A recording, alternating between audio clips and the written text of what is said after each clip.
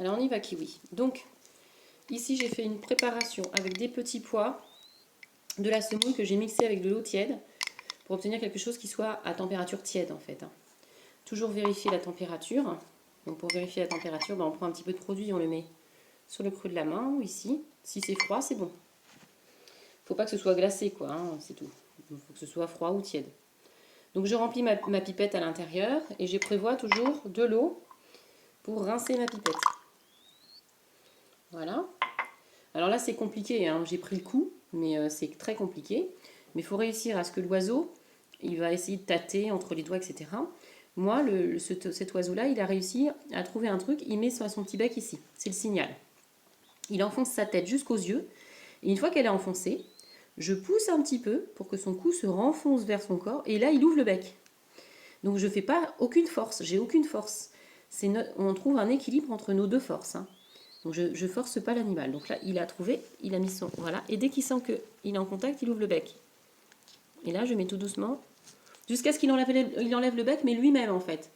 Donc comme ça je suis sûre que je ne suis pas dans du gavage ou dans... que je ne suis pas en train de l'étouffer. C'est lui qui enlève son bec tout seul.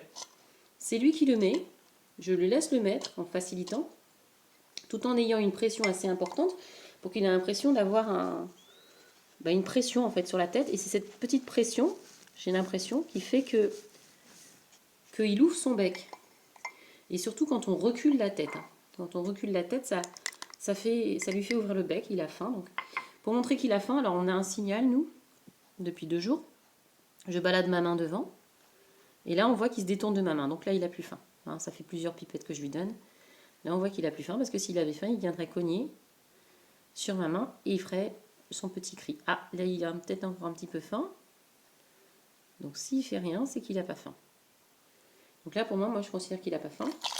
Alors, comme il n'a pas faim, je vais quand même lui rincer. Comme c'est une pâte qui, normalement, n'est pas conseillée, hein, c'est pas la nourriture idéale. C'est vraiment en attendant une nourriture plus adaptée, qui va être, je crois, de la pâtée de dinde, je crois. Enfin, c'est un truc de dinde qu'il faut acheter en animalerie, que je vais aller chercher parce qu'on était le week-end. Et donc là, comme là, il a ce qu'on appelle un javot devant, c'est un peu flasque. Et ça doit être gonflé quand l'animal a bien mangé. Et bien là, je vais lui donner un petit peu d'eau pour être sûr que ça s'écoule, comme c'est une pâtée qui n'est pas forcément... Alors là, je vais le forcer un peu, mais il ne faut pas forcer le bec, il faut juste appuyer, enfin, juste présenter ses doigts sur les bords les plus proches de la tête du bec, et il ouvre à un moment donné quand on stabilise le bec.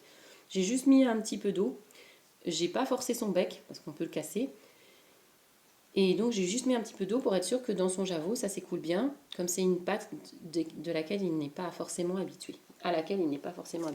Donc j'espère que cette vidéo vous aura servi à quelque chose, et puis surtout de faire attention de ne pas utiliser cette méthode, une autre méthode où on plonge le bec de l'oiseau à l'intérieur d'un récipient avec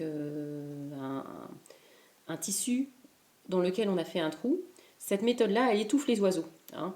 C'est-à-dire qu'en réalité, il va y avoir du produit qui va rentrer à l'intérieur des narines de l'oiseau et qui vont se déposer dans ses poumons. Ça va pourrir et ça va lui donner une pneumonie, c'est-à-dire que ça va infecter son poumon. Et à partir de ce moment-là, l'oiseau va mourir. Donc il ne faut pas faire ça. Si vous avez eu le malheur de faire ça, il faut aller chez votre vétérinaire, demander des antibiotiques. Et donc je ne sais plus la dose exacte, le vétérinaire vous le dira. Je ne sais plus, c'est quelques grammes par jour dans une pipette. Et dans ces cas-là, lui donner des antibiotiques pour que ça ne pourrisse pas dans ses poumons. Mais il ne faut surtout pas utiliser cette méthode, parce que j'ai vu sur YouTube cette méthode, et il ne faut surtout pas utiliser cette méthode qui est très mauvaise. Voilà. Donc je ne vous ai pas tout dit parce que autrement ce serait très long. Mais évidemment, il y a toute une histoire de confiance entre lui et moi. Ça fait 2 jours que je l'ai.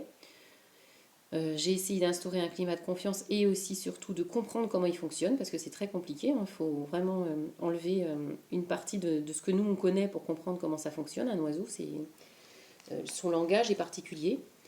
Et j'ai réussi à comprendre quand il a faim, quand il n'a pas faim, à pas le forcer, et à trouver une méthode qui lui convienne à lui et à moi, dans ce qu'il connaît lui, hein, puisqu'il connaît le bec de ses parents.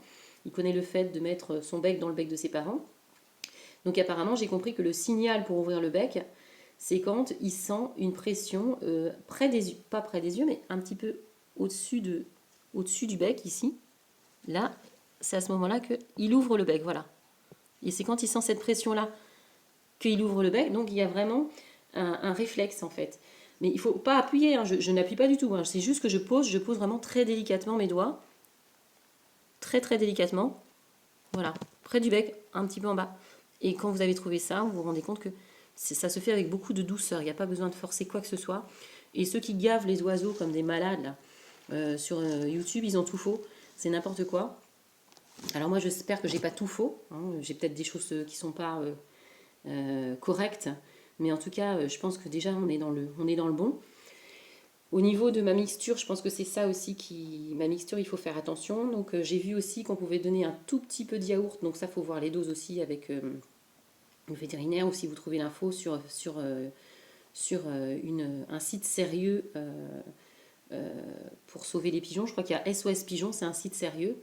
SOS Pigeons, vous pouvez trouver un blog. Donc sur ce blog-là, vous avez des indications aussi sur ce qu'on peut leur donner à manger ou pas. Hein, ça, c'est important. Voilà, moi j'espère que ça vous a plu et puis qu'on va sauver plein de petits oiseaux. Ce qu'il faut aussi s'attendre, je pense, c'est que ce petit oiseau, il va me coller. Hein, ça va être mon petit pot de colle, si j'arrive à le sauver. Et je vous donnerai des nouvelles. Bisous à tous.